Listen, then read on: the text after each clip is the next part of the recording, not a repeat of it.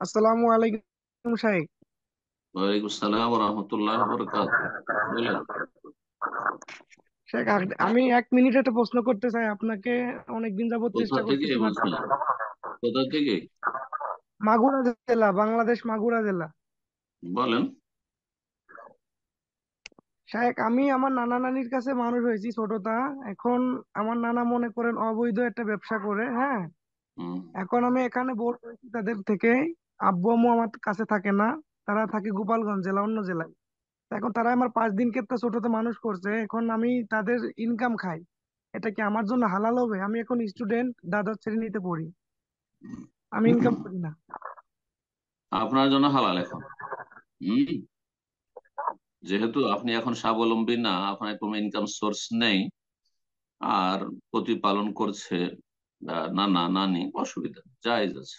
আপনার জন্য খরচ খরচা তাদের থেকে নেওয়া জায়েজ।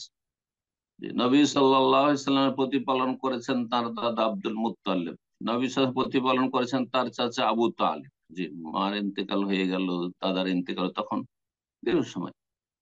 আমরা কি নিশ্চিত যে আবু তালেবের সব রুজি হালাল ছিল? হ্যাঁ, না।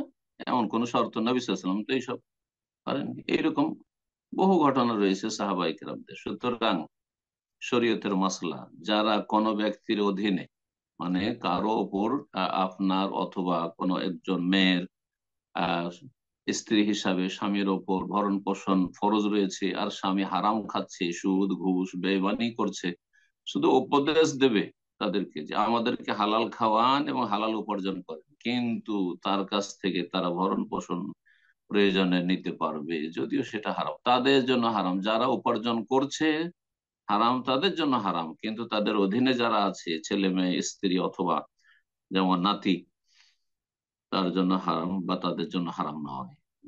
বারাকাল্লাহ।